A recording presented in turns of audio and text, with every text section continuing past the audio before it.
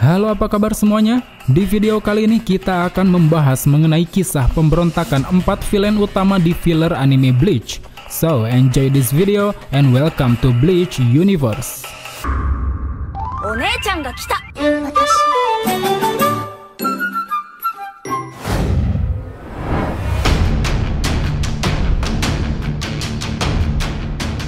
Kita tahu dalam serial anime Bleach terdapat 3 villain utama yang dijadikan ke dalam cerita canon. Mereka adalah Sosuke Aizen, Kugo Ginjo, dan juga Yuhava.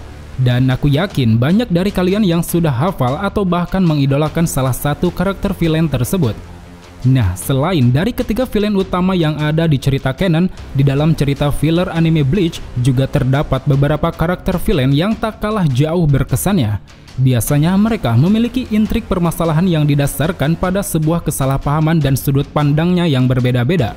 Kekuatannya pun tidak bisa dianggap remeh, dengan daya tempur berskala kecil saja mereka sudah bisa menyulitkan pihak Gotei 13. Untuk lebih jelasnya, mari kita ulas satu persatu.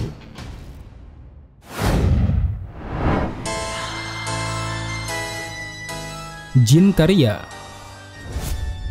Memiliki nama asli Eugene Courier, Jin Kariya adalah seorang pemimpin dari kelompok Bond.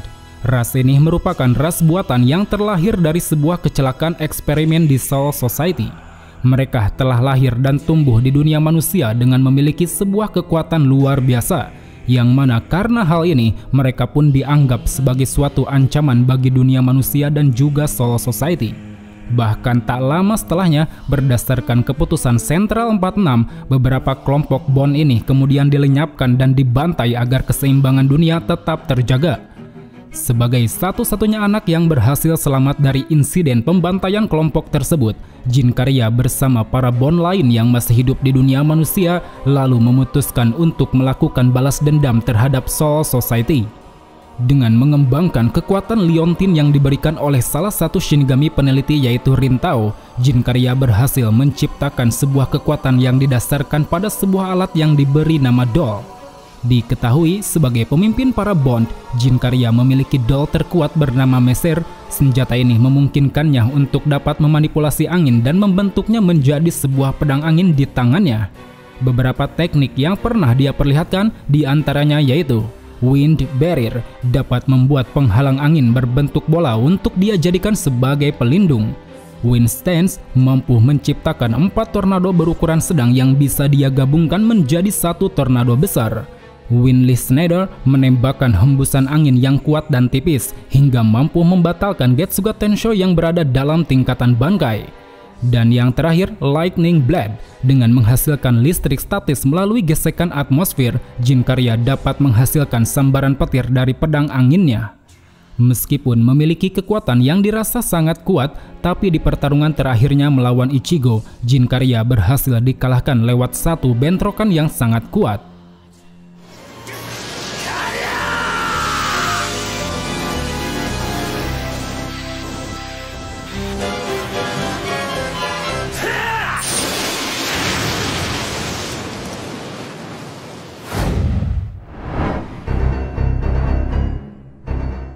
Shusuke Amagai. Awal pemberontakan Amagai dimulai sejak dirinya tahu tentang insiden kematian ayahnya yang dibunuh oleh Gen Ryusai Yamamoto. Dia menyadari bahwa penyebab dari kematiannya itu didasarkan karena ayahnya yang ingin mempelajari Bakoto hasil ciptaan klan Kasumi Oji. Dikatakan Bakoto ini adalah jenis senjata langka yang mirip seperti parasit, di mana senjata ini lambat laun akan menelan dan mempengaruhi tubuh si pengguna. Sangat berbeda dengan Zanpakuto yang dirasa memiliki ikatan antara si pengguna dan Zanpakutonya. Dikarenakan kematian ayahnya yang dinilai tidak adil ini, sejak saat itu Amagai mulai menaruh rasa dendam pada Yamamoto dan juga klan Kasumi Oji. Dia lalu mengubah identitasnya dan bergabung ke dalam pasukan Gotei 13. Di balik bayang-bayangnya yang ingin membalaskan dendam, Amagai selalu berlatih keras demi mendapatkan posisi tinggi guna memperoleh seluruh informasi terkait kekuatan Gotei 13. Layaknya mata-mata yang menyamar, Amagai yang sudah berada di posisi Kapten Divisi 3 menggantikan Gin Ichimaru, kemudian melakukan konfrontasinya pada klan Kasumi Oji. Bersama tangan kanannya yaitu Kibune, Amagai akhirnya berhasil mengungkap kejahatan klan Kasumiyoji yang telah menciptakan sebuah senjata berbahaya bernama Bakoto. Yang mana senjata ini rupanya mereka jadikan sebagai senjata yang akan menghancurkan Soul Society dan menjadi pemimpin dari seluruh keluarga bangsawan. Selain itu, di sana Amagai juga berhasil mendapatkan inti Bakoto yang dia ambil dari Gyokaku Kumoi, seorang anggota klan yang telah menciptakan Bakoto untuk pertama kalinya. Setelah memiliki inti Bakoto tersebut, Amagai lalu mengungkapkan jati diri yang sebenarnya di hadapan Yamamoto. Dengan langsung menggabungkan inti Bakoto ke dalam Bakoto miliknya, Amagai kini mampu memblokir penuh kekuatan Shinigami. Dia bahkan berhasil menetralkan api Ryujin Jaka milik Yamamoto dengan kemampuan Bakotonya. Selain itu, sebagai seorang Shinigami yang memiliki Zanpakuto, sebelumnya Amagai juga sempat memperlihatkan Shikainya yang bernama Raika, di mana kekuatannya adalah mampu menghasilkan energi api panas dari dalam pedangnya. Kemudian ketika bankainya bernama Raika Gowin Kaku dilepaskan, Amagai kini dapat mengeluarkan luapan api berkobar layaknya Ryujin Jaka, di mana dengan kekuatannya ini Amagai hampir saja menghabisi Yamamoto sebelum dapat dihalau oleh Ichigo. Beberapa teknik yang dia perlihatkan saat pertarungan terakhirnya melawan Ichigo diantaranya yaitu mampu meluncurkan laser api dari pipanya yang berada di gagang pedang, menghasilkan semburan api yang meletus dengan cara menusukkan pedangnya ke dalam tanah, melepaskan semburan api yang membakar tanah di jalur serangan, menghasilkan puluhan bola api kecil dengan cara memutar pedang besarnya, menciptakan gelombang api besar yang dapat digunakan sebagai pertahanan, melepaskan tombak api yang mampu menusuk-nusuk lawan, dan yang terakhir menghasilkan bola api raksasa yang dapat dia luncurkan berkali-kali. Di akhir pertarungan, setelah Amagai berhasil dikalahkan oleh Ichigo dengan kekuatan Hollow-nya, dia yang saat itu tengah terpojok kemudian diberitahu tentang fakta yang sebenarnya terjadi pada insiden kematian ayahnya. Di sana Yoroichi mengungkapkan bahwa ayahnya yang bernama Kisaragi pada saat itu telah termakan oleh Bakoto yang sengaja dimasukkan oleh klan Kasumiyoji. Yamamoto yang mengetahui hal itu sebenarnya ingin menyelidiki kasus tersebut lebih lanjut, tapi keinginannya ini malah dilarang oleh Sentral 46 karena menurut aturan yang berlaku, pada dasarnya pihak Gotei 13 tidak boleh mencampuri urusan terkait keluarga bangsawan. Setelah Amagai tahu tentang kebenaran tersebut, dengan penuh kekesalan atas apa yang telah dia perbuat selama ini, Amagai lalu melakukan aksi bunuh diri karena dia merasa bahwa dirinya akan menjadi ancaman karena tubuhnya sudah termakan oleh Bakoto. 隊長にまでなった男がつまんねえことしやがって。貴様に何がわかる。復讐こそ我が命なのだ。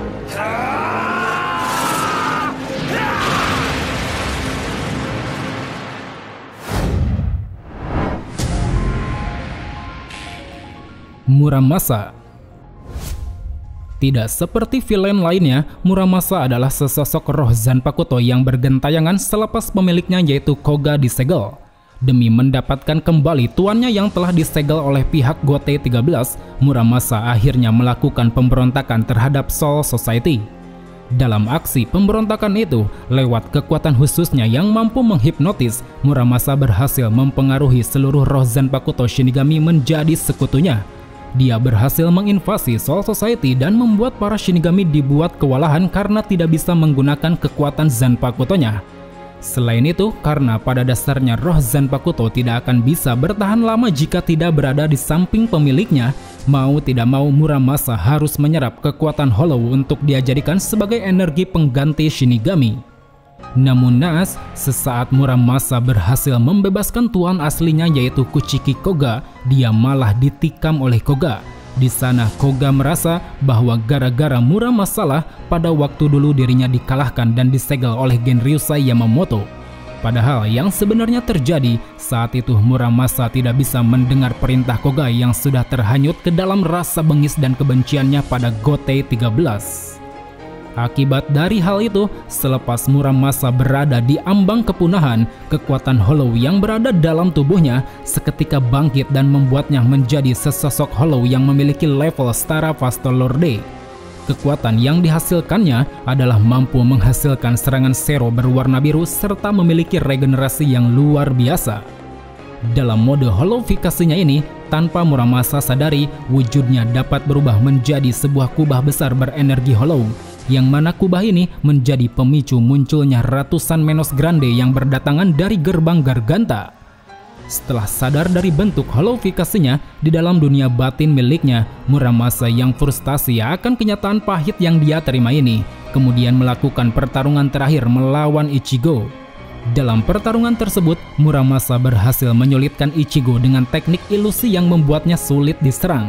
Ditambah lagi, Muramasa juga dapat membuat benang spiritual yang hanya bisa dilihat dari sebuah pantulan cahaya, di mana kemampuannya ini berhasil mencekik Ichigo dan membuatnya tidak bisa bergerak untuk sementara waktu. Hingga pada akhirnya, di ujung pertarungan bersamaan runtuhnya dunia batin miliknya dan juga Koga, Muramasa berhasil dikalahkan oleh Ichigo. Dia seketika berubah menjadi sebuah pedang dan perlahan melebur tanpa menyisakan satupun darinya.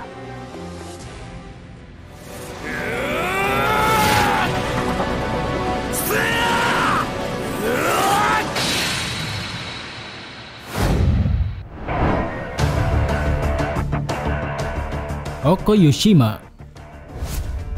Dulunya Oko Yushima adalah seorang Shinigami yang ingin diakui kekuatannya dalam hal bertarung. Tapi dikarenakan Yushima memiliki kemampuan fisik yang lemah dan kecerdasan di atas rata-rata, dia akhirnya dipindahkan ke dalam divisi 12 dan menangani bidang penelitian. Demi melepaskan hasratnya yang ingin menjadi sosok petarung yang hebat, Yushima kemudian memulai sebuah proyek modifikasi jiwa bernama Spearhead, yang mana dengan proyeknya ini, Yushima berhasil melahirkan dua jiwa buatan yang memanifestasikan dirinya sendiri, yaitu Nozomi Kujo dan Kageroza Inaba.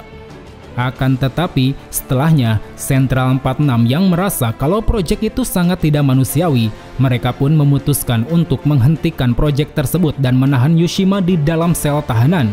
Sebelum ditangkap dan ditahan, Yushima sempat menyembunyikan kesadarannya yang dia masukkan ke dalam jiwa Kageroza Inaba.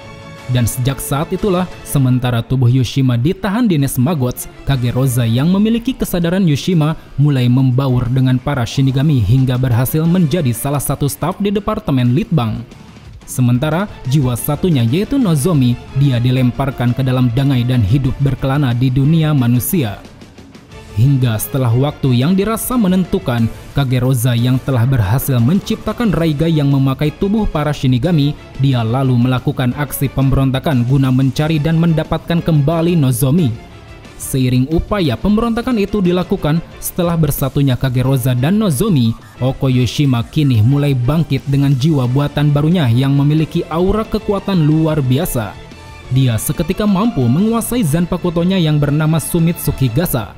Ketika Shikainya dilepaskan, seolah penggabungan dari Nozomi dan Kageroza, Yushima memiliki dua kemampuan utama Zanpakuto mereka. Yang pertama yaitu Zanpa Arazome Shigure, mampu menyerap tekanan roh lawan dan mengubahnya menjadi kekuatan sendiri. Yang kedua yaitu Raiku, mampu menyalin serangan lawan dan melancarkannya kembali. Selain itu, Yushima juga mampu mengeluarkan teknik-teknik lain seperti Hajo Fury yang dapat merubah apapun di sekitarnya menjadi Reishi, yang mana kemudian dia kumpulkan dan dia luncurkan ke arah lawan. Ada juga Renzan Hajokuri, ini adalah teknik penghabisan yang digunakan Yushima. Kemampuannya adalah mampu menyerap Reishi berskala besar yang dapat dia tembakan. Dikatakan daya ledak yang dihasilkannya mampu menghancurkan area luas seluas Soul Society. Kemudian setelah dampak serangan terakhirnya ini berhasil diminimalisir, Yushima yang dilanda keputusasaan pada akhirnya berhasil dikalahkan dengan satu tebasan mematikan dari Ichigo. Akibat dari hal ini, tubuh buatan Yushima lalu kembali terbagi menjadi dua yaitu Nozomi dan Kageroza. Mereka berdua seketika memudar menjadi partikel Reishi dan meninggalkan Soul Society.